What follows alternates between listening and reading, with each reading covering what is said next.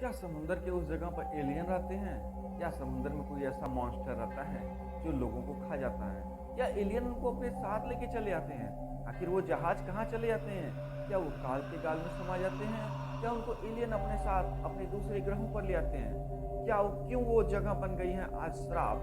क्यों वो जगह पर आज जहाजों का इंतकाल हो जाता है और वो एक गुफा और कब्र में खो जाते हैं? दोस्तों, हम बात कर रहे हैं बरमूडा ट्रायंगल की, जो एक विचित्र रहस्य बना हुआ है। आज तक उससे पर्दा नहीं उठ पाया है। दोस्तों, मैं हूं प्रखर और आप देख रहे हैं प्रखर शो। दोस्तों, आज हम पूरी तरह से बरमूडा ट्रायंगल का फैक्ट चेक करेंगे। आइए जुड़ जाइए मेरे साथ। बरमूडा ट्रायंगल, जिसने 3000 शिप और तकरीबन 100 एरोप्लेन्स को निगल लिया है, इस घटना का जिक्र सबसे पहले देखा जाए तो कोलंबस महोदय ने किया है। इन्होंने अपनी जो यात्रा की थी 1492 में अमेरिका की खोज की थी। उस दौरान जब वो वहाँ से गुजर रहे थे बरमूडा से, उन्होंने एक घटना को नोट किया। उस समय एकाएक मौसम काफ़ी बिगड़ गया और उसके बाद उन्होंने देखा आसमान से एक लाल सी रोशनी कैसे सीधे समुद्र में जा घुसी और उन्होंने देखा और इस घटना को नोट कर लिया। और तुरंत इसके बाद अमेरिका जाने के बाद इस घटना का जिक्र वहाँ के व्यापारियों से भी किया और उसी समय से इस घटना का जिक्र होता चला आया है। जब भी वहाँ से कोई गुजरता है तो इस घटना का जिक्र करता है या कोई कहानी बनाता है या उनके साथ भी कोई न कोई घटना दुर्घटना होती रहती है। क्योंकि दोस्तों, उस समय की टेक्नोलॉजी इतनी एडवांस नहीं थी, लोगों के पास राडार नहीं थे, इसलिए वो जब जाते थे तो सोचते थे कि कैसा मौसम होगा, कैसी स्थितियाँ होंगी, क्या उनके साथ होगा, कुछ भी कहा नहीं जा सकता।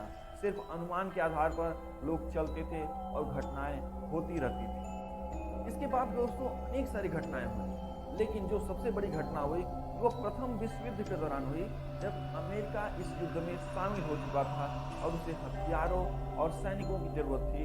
तो उसका एक जंगी पोत जिसका नाम यूएसएस साइक्लोन था, उस समय का सबसे तेज और सबसे बड़ा जहाज था। वो निकला वेस्ट इंडीज से और जब वो ब्राजील जा रहा था, लेकिन रास्ते में वो बरमूडा पहुंच गया और उस समय मौसम बिल्कुल सही था। लेकिन एकाएक मौसम खराब हुआ और उस जहाज का आज तक कोई अता पता नहीं चला कि वो लोग कहाँ गए, वो जहाज कहाँ गया, आज तक कुछ मिला ही नहीं। दोस्तों, द्वितीय विश्व युद्ध बीत चुका था और जापान पर अमेरिका परमाणु बम गिराने के बाद वापस युद्ध बंद हो चुका था। लेकिन अमेरिका के कुछ 5 फाइटर प्लेन रूटीन चेकअप पर फ्लोरिडा से उड़े थे और वो जा रहे थे चेक करने समुद्र की स्थितियों को। लेकिन वो बरमूडा पर जब पहुंचे तो एकाएक वहां पर उनका कंपास ने काम करना ही बंद कर दिया। कंपास के काम करने बंद के कारण उन्होंने अपना दूसरा कंपास निकाला तो वो भी काम करना बंद कर दिया। ये कुल 14 लोग थे, लेकिन जब इनके कैप्टन ने बोला कि हम सभी वापस जाएंगे, तो वापस जाने के प्रयास में ही दोस्तों ये एक ऐसे तूफान में फंस गए जिससे निकलना मुश्किल ही नहीं, नामुमकिन था। और ये सभी लोग उसी काल के गाल में समा गए और इनका भी कोई पता नहीं चला। इस खबर के बाद जब कोई वापस नहीं गया तो इनको एक खोजी जो एयरक्राफ्ट था वो निकला और उसका भी कोई पता नहीं चला। उसके भी 13 सदस्य गायब हो गए। इस घटना से परेशान होकर पूरे अमेरिका में हड़कंप मच गया और अमेरिका ने उस समय के सबसे बड़े खोजी अभियान को इनको खोजने में लगाया, लेकिन इनका कोई अता पता चला ही नहीं। वो उस समय की बहुत ही बड़ी घटना थी, क्योंकि उस समय कोल्ड वार चल रहा था। कुछ लोगों का मानना था कि रूस ने अमेरिकी पोत को अमेरिकी जहाज़ों पर हमला करके उनको नस्तानाबूद कर दिया, लेकिन रूस ने इस घटना से साफ साफ इनकार कर दिया।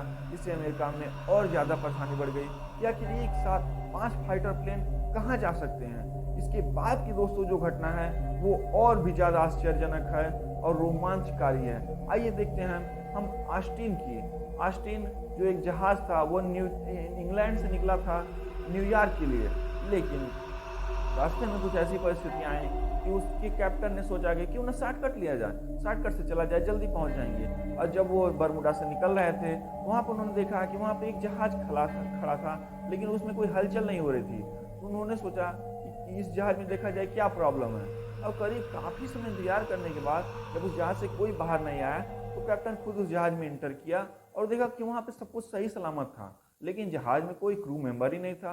तो उन्होंने सोचा कि ऐसा क्या हुआ होगा, क्योंकि उस समय तो बहुत ज़्यादा पायरेट्स और लुटेरों की घटनाएं होती थी। वो हमला करके जहाज पर चीज़ों को लूट लेते थे इत्यादि। लेकिन उन्होंने ऐसा कुछ नहीं देखा, क्योंकि जहाज बिल्कुल सही सलामत था। तो उन्होंने सोचा कि क्यों ना अपने कुछ क्रू मेंबर को इसमें भेज दिया जाए और इस जहाज को अपने साथ लेके न्यूयॉर्क चला जाए। उन्होंने ऐसा ही किया, कुछ क्रू मेंबर को भेज दिया और अपने साथ लेकर जाने लगे।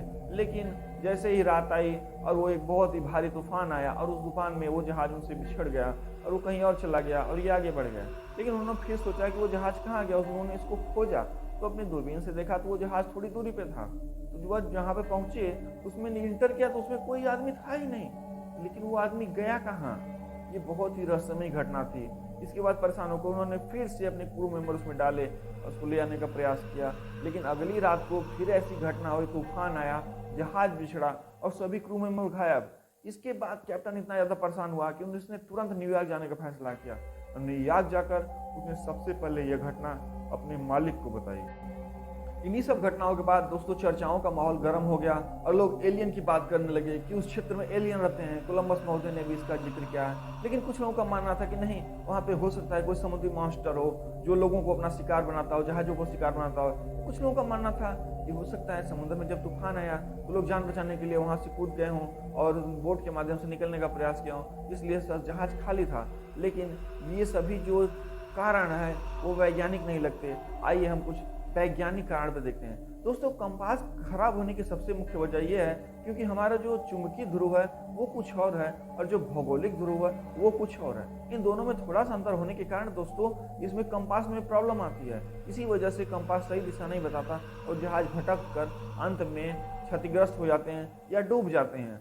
दोस्तों इसकी दूसरी वजह ये हो सकती है कि यहाँ पर बरमूडा में पानी बहुत ज़्यादा छिछला है, अर्थात गहरा नहीं है।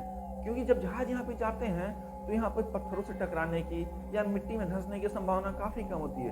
क्योंकि उस समय में दोस्तों रडार और सोनार नहीं हुआ करते थे, इसलिए ये सब घटनाएं आम बात होती थी। इसके बाद दोस्तों वहाँ पर बरमूडा में बहुत ज़्यादा ज्वालामुखी भी होते हैं। पानी के अंदर जब ये ज्वालामुखी फूटते हैं तो उसमें से बड़े बड़े मीथेन के बुलबुले निकलते हैं। ये बुलबुले काफ़ी हल्के घनत्व के होते हैं। अगर कोई जहाज इस पे से गुजरेगा तो उसको डूबना निश्चित है।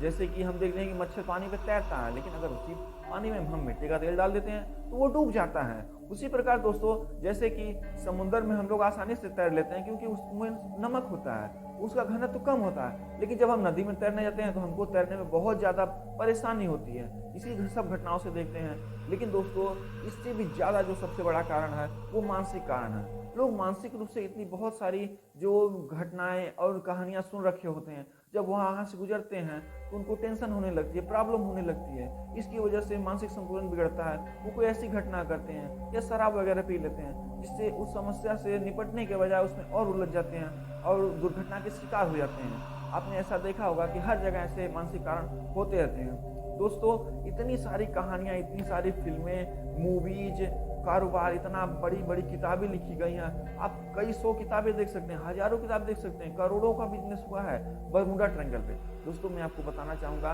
कि पूरे विश्व में 71% भाग पर समुद्र है, लेकिन सबसे ज़्यादा घटनाएं हर जगह होती है। पूरे विश्व के हर भाग में हुई है। जापान सागर में तो इससे ज़्यादा घटनाएं हुई हैं, हिंद महासागर में भी हुई हैं। लेकिन बरमूडा को ही हाईलाइट क्यों किया गया? क्योंकि ये शुरू से ही चर्चाएं थी। लोग रहस्य जानना चाहते हैं, इसलिए रहस्य देखना चाहते हैं, सुनना चाहते हैं, इसलिए इसको हाईलाइट किया गया। अगर देखा जाए तो जापान के पास भी ड्रैगन ट्रायंगल है, लेकिन उसका कोई चर्चा नहीं होती। चर्चा सिर्फ बरमूडा की होती है, एलियंस की होती है। क्योंकि हम वो बोलते हैं कि एलियंस होंगे। एलियंस जापान में नहीं हो सकते, ड्रैगन ट्रायंगल में नहीं हो सकते हैं। लेकिन एलियंस ना यहाँ पे हैं ना वहाँ पे हैं, क्योंकि हर सेना, अमेरिकी सेना का भी मानना है कि बरमूडा ट्रायंगल में ऐसा कुछ नहीं है जिससे डरने की जरूरत हो। ऐसे ही दोस्तों कुछ और भी तथ्य हैं। अगर आप एलियन से संबंधित कोई देखना चाहते हैं वीडियो तो आइए हमारे प्लेलिस्ट पे हमारी वीडियो देखिए। उसमें बहुत सारी घटनाएं दिखाई गई है एलियन से संबंधित। अगर आपको वीडियो अच्छा लगा हो तो चैनल को सब्सक्राइब कर दीजिएगा। धन्यवाद।